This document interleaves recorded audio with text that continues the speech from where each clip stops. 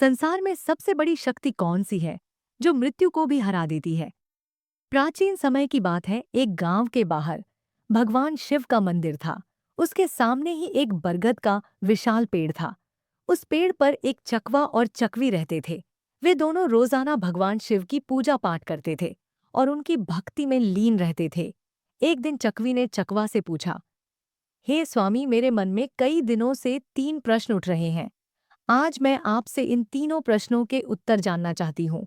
मेरा पहला प्रश्न है, इस संसार में सबसे बड़ी शक्ति कौन सी है जो मृत्यु को भी हरा दे? मेरा दूसरा प्रश्न है, सबसे बड़ा दान क्या है? और मेरा तीसरा प्रश्न है, सबसे बड़ा धर्म क्या है? फिर चकवी की बात सुनकर चकवा कहने लगा, हे प्रिय, मैं तुम्हें मेरी प्रत्यक्ष देखी हुई एक घटना सुनाता हूँ। उस घटना को सुनने के बाद तुम्हें तुम्हारे तीनों प्रश्नों के जवाब मिल जाएंगे। एक कृष्णापुर नाम का शहर था। उस शहर में एक ठाकुर रहता था जो एक सावंत के उच्च पद पर नियुक्त था। उस ठाकुर का एक लड़का था जिसका नाम धर्मवीर था।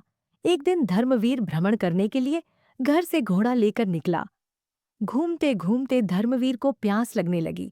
थोड़ा आगे चलने पर उसे एक पानी की प्याऊ दिखाई दी। फिर उसने वहां जाकर पानी पिया और अपने घोड़े को भी पानी पिलाया और थोड़ी देर वहीं बैठकर विश्राम किया। विश्राम करते हुए धर्मवीर ने देखा कि वहां बहुत से यात्री आ रहे थे और जा रहे थे और पानी पीने के बाद बड़ा आशीर्वाद दे रहे थे। वह यात्री कह रहे थे, बहुत ही अच्छा काम कर रहा है ये पानी पिलाने वाले को भगवान हमेशा प्रसन्न रखे। ये आशीर्वाद राहगीर देते जा रहे थे। इस बात को धर्मवीर सुन रहा था। धर्मवीर सोचने लगा कि मैं एक प्याऊ खोलूंगा और वहां मैं हर राहगीर को पानी पिलाऊंगी। यह सोचकर धर्मवीर घर चला गया और अपने पिता सावंत से कहने लगा, पिताजी, मुझे किसी काम के लिए आपकी मदद चाहिए तो? ठाकुर कहने लगा, क्यों बेटे, क्या काम है? तब धर्मवीर ने कहा कि पिताजी, मैं पानी पिलाने के लिए प्याऊ खोलना चाहता हूँ। तो ठाकुर कहने लगा, हमारे घर में क्या कमी है, हम एक प्याऊ खुलवा देंगे और उस पर एक नौकर रख देंगे। तो धर्मवीर उस ठाकुर से कहने लगा, नहीं पिताजी, मैं अपने हाथों से पानी पिलाऊंगी। पिता पुत्र की बात मान लेता है और धर्मवीर के लिए पानी की प्याऊ की व्यवस्था करवा देता है। अब धर्मवीर एक ऐसे स्थान पर प्याऊ बना लेता है जहां 5-5 किलोमीटर तक कहीं पानी की व्यवस्था नहीं थी। वहां उस रास्ते पर जितने भी राहगीर आते पानी प्याऊ आगे बढ़ जाते। फिर एक दिन 4 यमदूत एक मनुष्य की आत्मा को लेकर धर्मवीर के पड़ोसी गांव से जा रहे थे। फिर यमदूत ने देखा कि प्याऊ बनी हुई है, तो वह चारों अपना भेष बदलकर उस प्याऊ पर पहुंचते हैं। वहां जाकर उन्होंने पानी पिया। पानी पीने के बाद चारों यमदूत उस आत्मा को लेकर चले जाते हैं। उसके बाद जब भी यमदूत उस क्षेत्र में आते तो उस धर्मवीर के प्याऊ पर पानी पीकर जाते। फिर एक दिन धर्मवीर ने जब उन्हें देखा तो कहने लगा, भाई, तुम 4 दिन पहले आए थे, तुम अब कहाँ जा रहे हो और तुम कौन हो? तब वह चारों कहने लगे कि हम व्यापार करते हैं और इस रास्ते से 2-4 दिन में आते जाते रहते हैं। तब धर्मवीर उनकी बातों पर विश्वास कर लेता है और फिर धर्मवीर उन चारों का हर बार की तरह स्वागत करता है, मीठा और ठंडा पानी पिलाता है। धीरे धीरे समय बीतने लगा और जब भी वह यमदूत वहां आते तो धर्मवीर उन्हें पानी पिलाता। अब चारों यमदूत धर्मवीर के मित्र बन गए। इसके बाद जब भी वह चारों यमदूत उस मार्ग से आते तो धर्मवीर की प्याऊ पर जरूर आते और वहां बैठकर उससे बातें करते और फिर चले जाते। अब धर्मवीर के विवाह का समय आया तो धर्मवीर ने अपने उन चारों मित्रों को निमंत्रण दिया। फिर वह चारों यमदूत उसके विवाह में सम्मिलित हुए। विवाह होने के बाद धर्मवीर अपनी पत्नी को अपने घर ले आया। उसके बाद कुछ समय और निकला। फिर एक दिन यमराज उन यमदूतों से कहते हैं, कल ठीक 12 बजे तुम्हें एक धर्मवीर नामक व्यक्ति को लाना है। यमराज ने उन यमदूतों को 24 घंटे पहले ही बता दिया था। अब चारों यमदूत सोचने लगे कि धर्मवीर तो हमारा मित्र है, हम कैसे उसे लाएंगे। फिर वे चारों यमदूत धर्मवीर की प्याऊ पर आते हैं जहां धर्मवीर पानी पिला रहा था। वहां जाकर वे चारों दूत मनुष्य का रूप धारण करते हैं और धर्मवीर के पास आकर पानी पीते हैं और पानी पीने के बाद वे चारों रोने लग जाते हैं। तब धर्मवीर उन्हें रोता देखकर उनसे पूछता है, हे मित्रों, तुम क्यों रो रहे हो? तुम बताओ, मैं इस क्षेत्र के ठाकुर का पुत्र हूँ। अगर तुम्हें किसी ने सताया है तो मैं उसे दंडित जरूर करूंगा। फिर उनमें से कोई जवाब नहीं देता है। चारों एक दूसरे को देखने लगते हैं। उनमें से सबसे छोटा वाला यमदूत सबसे ज्यादा रो रहा था धर्मवीर। उससे कहता है, मुझे बताओ कि तुम क्यों रो रहे हो, आखिर क्या हुआ है। फिर वह छोटा वाला यमदूत कहता है, मित्र क्या बताऊं, हम चारों कोई मनुष्य नहीं है, हम चारों यमदूत हैं। हम जब भी इस क्षेत्र से किसी आत्मा को लेकर जाते थे तो तुम्हारी प्याव पर पानी पीने के लिए आ जाते थे, और धीरे धीरे तुमसे हमारी मित्रता हो गई। यह सुनकर धर्मवीर भयभीत हो गया। फिर सबसे छोटा यमदूत कहने लगा, हे मित्र, आज ठीक 12 बजे तुम मृत्यु को प्राप्त हो जाओगे। हमारी मित्रता के मोह के कारण ही हमें रोना आ रहा है। यमराज ने हमें आज्ञा दी है कि मैं सर्प बनकर तुम्हारे सिर पर डसूंगा, और यह जो 3 मेरे बड़े भाई हैं, ये तुम्हारे प्राणों को लेकर चले जाएंगे। फिर धर्मवीर कहने लगा, मित्र, जब मेरी मृत्यु का समय आ ही चुका है तो तुम्हारे रोने से क्या लाभ। इसमें भला तुम भी क्या कर सकते हो। मैं मृत्यु से नहीं डरता, मैं तुम्हारे साथ चलने के लिए तैयार हूं। फिर छोटा यमदूत कहता है, हे मित्र, सबसे ज्यादा स्नेह तुमसे मैं ही करता हूं, परंतु क्या करूं, सहयोगवश मुझे यह जिम्मेदारी मिली है कि मैं तुम्हें डसूंगा और तुम्हारी मृत्यु मेरे ही हाथों से होगी। तब धर्मवीर कहने लगा, ठीक है मित्र, कोई बात नहीं, जो यहाँ आया है उसे एक ना एक दिन तो जाना ही पड़ेगा। मृत्यु को कोई नहीं टाल सकता। फिर वह छोटा यमदूत कहता है, देखो धर्मवीर, ठीक 12 बजे से 10 मिनट पहले हम चारों यमदूत तुम्हारे घर की सीढ़ियों पर बैठ जाएंगे और 10 मिनट बाद तुम्हें ले जाएंगे। इतना कहकर वे चारों यमदूत अदृश्य हो गए, और अब धर्मवीर फिर थोड़ा सा घबराया और अपने घर को चल दिया। उसने रात को वह बात अपनी पत्नी से नहीं बताई और इंतजार करने लगा कि कब 12 बजेंगे। और जब 12 बजने का समय नजदीक आया तो वह छोटा वाला यमदूत सर्प का रूप धारण कर लेता है और सीढ़ियों पर बैठ जाता है। इधर धर्मवीर मन में विचार कर रहा था कि मैं थोड़ी देर में मरने वाला हूँ और मेरी नई नवेली पत्नी है, तो क्यों ना थोड़ी देर मैं अपनी पत्नी से बातें कर लेता हूँ। और यह सोचकर वह ऊपर के कमरे में जाने लगता है। अब उसे ऊपर जाने के लिए सीढ़ियों से होकर जाना था, जिन पर वह सर्प बैठा हुआ था। जब धर्मवीर ने सर्प को बैठे हुए देखा तो धर्मवीर उसे पहचान गया और उससे कहने लगा, हे मित्र, तुम मुझे डस लो, मैं कहीं नहीं जा रहा हूं। तभी सर्प कहता है, मित्र, मैं तुझे जरूर डसूंगा, पर जब 12 बजने में 10 मिनट शेष रहेंगे तभी मैं डसूंगा। जब सर्प और धर्मवीर आपस में बातें कर रहे थे तो धर्मवीर की पत्नी उन्हें देख रही थी और उनकी बातें सुन रही थी। धर्मवीर की पत्नी एक पतिव्रता स्त्री थी।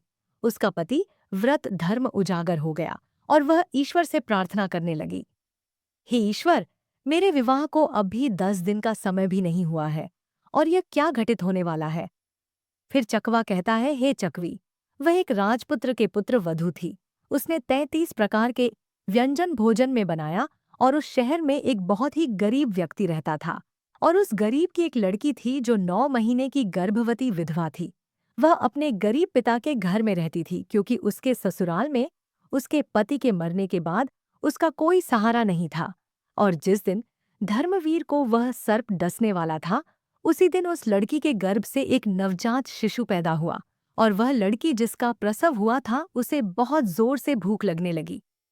तो वह लड़की अपने माता पिता से कहने लगी, मुझे बहुत तेज भूख लग रही है, मुझे कुछ खाने को दीजिए। तो पिता कहने लगा, बेटी, मेरे पास खाने के लिए कुछ नहीं है, मैं तुम्हें भला क्या दे सकता हूँ। ऐसे में वह लड़की बोली, यदि तुम मुझे खाने को नहीं दोगे तो यह जो बच्चा मेरे गर्भ से पैदा हुआ है, मैं इसे खा जाऊंगी। फिर चकवा कहता है, हे चकवी, प्रसूति के समय की भूख बहुत ही तेज होती है। जब उस गरीब व्यक्ति ने यह बात लड़की के मुंह से सुनी कि मैं इस बच्चे को खा जाऊंगी, तो वह पिता कहने लगा कि बेटी, तुम रुको, मैं जाता हूँ, अगर कोई कुछ दे देगा तो मैं खाने के लिए अवश्य लेकर आऊंगा। उस लड़की का पिता भिक्षा मांगते हुए चला जा रहा था। जो कोई उसे देखता तो दरवाजा बंद कर देता। इस प्रकार चलते हुए वह व्यक्ति उसी ठाकुर के महल के पास आया, जहां पर धर्मवीर से काल सर्प बनकर बातें कर रहा था, और उसकी पत्नी छत से उसे देख रही थी और ईश्वर से प्रार्थना कर रही थी। तब भी वह मांगने वाला आवाज लगाता है, मुझे कोई भोजन दे दीजिए, मेरी लड़की को प्रसव हुआ है। उसने एक नवजात शिशु को जन्म दिया है और मेरे पास उसको खिलाने के लिए कुछ नहीं है। वह नवजात शिशु को ही खाने वाली है। जब यह बात धर्मवीर की पत्नी ने सुनी तो वह सोचने लगी कि कुछ समय बाद मेरा पति मर जाएगा और मैं विधवा हो जाऊंगी और मुझे अपने पति के साथ सती होना पड़ेगा। तो यह भोजन किस काम आएगा जो मैंने बनाया है? इस भोजन को मैं इस भिखारी को दे देती हूँ। फिर उसने वह भोजन उस गरीब व्यक्ति को दे दिया। तब भोजन को लेने के बाद वह गरीब व्यक्ति वापस अपने घर चला जाता है और जब तक धर्मवीर और सर्प बातें कर रहे थे तब तक वह गरीब आदमी जाकर उस भोजन को अपनी लड़की को खिला देता है। 36 प्रकार के व्यंजनों को जब उस लड़की ने जी भरकर खा लिया तो पूछने लगी कि पिताजी, आज इतना अच्छा भोजन किसने दिया? तब उसके पिता ने कहा, बेटी, हमारे गांव के ठाकुर साहब की जो पुत्र वधू है, जिसका विवाह अभी ही कुछ दिन पहले हुआ था, उसने ही मुझे यह भोजन दिया है। तो वो लड़की कहने लगी, हे भगवान, उसकी सुहाग अमर रहे। उस लड़की ने आत्मा से आशीष दिया कि उस औरत का सुहाग अमर रहे। फिर भगवान विष्णु का सिंहासन हिल गया तो उन्होंने नारद मुनि को बुलाया और कहा कि मृत्यु लोक में देखकर आओ, मेरे किसी भक्त पर बहुत बड़ा संकट है जिस कारण मेरा सिंहासन हिल रहा है। तब नारद मुनि भगवान विष्णु की आज्ञा अनुसार देखते हैं कि भगवान विष्णु का सिंहासन क्यों हिल रहा है। तो नारद मुनि देखकर बताते हैं कि एक बिल्कुल भूखी आत्मा, जिसने कुछ समय पहले एक नवजात शिशु को जन्म दिया था, वह भूख से व्याकुल थी। उसे भोजन मिलने के कारण उसने अंतरात्मा से यह कह दिया है कि भोजन देने वाली औरत का सुहाग अमर रहे, अर्थात उसका पति जीवित रहे। और उधर यमराज ने उसके पति के प्राण लेने के लिए यमदूतों को भेज दिया है। वह बस 10 मिनट बाद ही उसके प्राण लेने वाले हैं। फिर नारद मुनि भगवान विष्णु से कहते हैं, हे प्रभु, प्रकृति के नियमों के अनुसार धर्मवीर की मृत्यु का समय आ गया है और उसे लेने के लिए यमदूत उसके घर पर बैठे हुए हैं। और उधर एक दिव्य आत्मा ने अपनी संपूर्ण शक्ति से धर्मवीर की पत्नी को आशीष दे दिया है कि उस औरत का सुहाग अमर रहे। फिर भगवान विष्णु कहने लगे, मुझे उस आत्मा का मान रखना पड़ेगा, चाहे मेरे कार्य में परिवर्तन ही क्यों न हो जाए। भगवान विष्णु अपने भक्त की रक्षा करने के लिए उस प्रसव वाली लड़की की आत्मा के वचन को उस धर्मवीर पर कवच बनाकर डाल देते हैं। तब तक घड़ी में 12 बजने में 10 मिनट बाकी थे। तब धर्मवीर उस यमदूत से कहने लगा, हे मित्र, अब तुम मुझे डस लो और मैं तुम्हारे साथ चलने के लिए तैयार हूं। फिर उस सर्प ने धर्मवीर को डस लिया और सर्प सोचने लगा कि 10 मिनट में धर्मवीर मर जाएगा, लेकिन 10 मिनट बाद भी उस धर्मवीर को कुछ नहीं हुआ। फिर सर्प कहने लगा, हे मित्र, तुम्हें कुछ हो रहा है क्या? धर्मवीर कहने लगा, हे मित्र, मुझे कुछ नहीं हुआ है। फिर सर्प ने उसके ऊपर तीव्र विष डाला, परंतु उस धर्मवीर की रक्षा स्वयं भगवान विष्णु कर रहे थे, जिस कारण से सर्प के विष का असर धर्मवीर पर नहीं हुआ। फिर धर्मवीर सर्प से कहने लगा, हे मित्र, तुम मुझे पूरी ताकत से डसो। फिर तीसरी बार उस सर्प ने पूरी शक्ति से धर्मवीर को डसा, परंतु धर्मवीर का बाल भी बांका नहीं हुआ। फिर धर्मवीर को जीवित देखकर चारों यमदूत हक्के बक्के रह गए और कहने लगे, हमें इसके लिए यमराज के पास जाना पड़ेगा। फिर वह चारों यमराज के पास पहुंच गए और यमराज से कहने लगे, हे यमराज, हमने बहुत प्रयास किया, परंतु उस धर्मवीर नामक व्यक्ति पर जहर का असर नहीं हुआ। फिर यमराज ने अपने दिव्य दृष्टि से देखा, उस धर्मवीर के शरीर से 3 जगह से रक्त बह रहा है, लेकिन धर्मवीर को कुछ नहीं हुआ। तभी यमराज भगवान विष्णु के पास पहुंच जाते हैं और कहते हैं, प्रभु, मैं अपने पद से इस्तीफा देना चाहता हूँ। भगवान विष्णु कहने लगे, क्यों, क्या हुआ? तब यमराज कहने लगा कि प्रभु, प्रकृति के नियम में परिवर्तन हो गया। जिस व्यक्ति की मृत्यु का समय आया था, वह व्यक्ति 3 बार प्रहार करने से भी नहीं मर रहा है। इसका क्या कारण है? तब भगवान विष्णु समझाते हैं, हे यमराज, यह आत्मा की शक्ति है। फिर यमराज कहते हैं, हे प्रभु, ये आत्मा की शक्ति क्या होती है? तब भगवान विष्णु कहते हैं, यदि कोई व्यक्ति अपनी अंतरात्मा से किसी दूसरे व्यक्ति को आशीष या श्राप दे देता है, तो उसको झूठा करने की शक्ति मेरे अंदर भी नहीं होती है, चाहे फिर मुझे उसके लिए प्रकृति के नियमों में ही परिवर्तन क्यों ना करना पड़े। फिर भगवान विष्णु कहते हैं, हे यमराज, जरा ध्यान से देखिए, एक ऐसी गरीब औरत जिसका पति उसे 2 महीने पहले ही छोड़कर मर गया हो, जो अपने पिता के पास रह रही हो और पिता के पास भी खाने को कुछ नहीं मिले, और जिसने कुछ समय पहले ही एक शिशु को जन्म दिया था, उसे भोजन नहीं मिल रहा था। उसकी आत्मा भोजन के लिए तड़प रही थी। वह अपने नवजात बच्चे को खाने को तैयार थी और उसको भोजन उपलब्ध कराया। उस धर्मवीर की पत्नी ने और उस औरत ने उसे ऐसा आशीष दिया कि उसका सुहाग अमर हो जाए। मुझ में एकाग्र होकर जो व्यक्ति आशीष या श्राप देता है, मैं उसके वचन को कभी झूठा नहीं होने देता हूँ। हे यमराज, इसलिए तुम्हें धर्मवीर की आयु 100 वर्ष और बढ़ानी होगी। फिर यमराज धर्मवीर की आयु को 100 वर्ष बढ़ा देते हैं। फिर चकवा कहता है, हे चकवी, तुम्हारा पहला प्रश्न था कि संसार में सबसे बड़ी शक्ति कौन सी है जो मृत्यु को भी हरा देती है।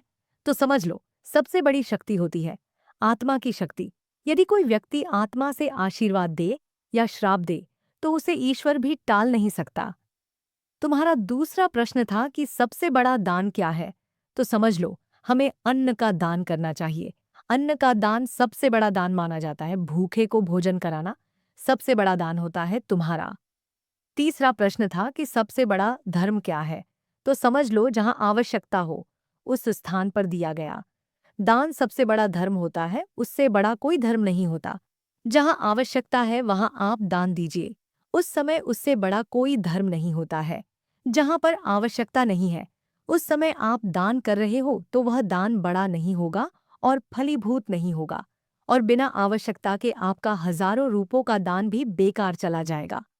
वीडियो अच्छी लगी हो तो लाइक, शेयर और ऐसे ही वीडियो को देखने के लिए हमारे चैनल को सब्सक्राइब जरूर करें।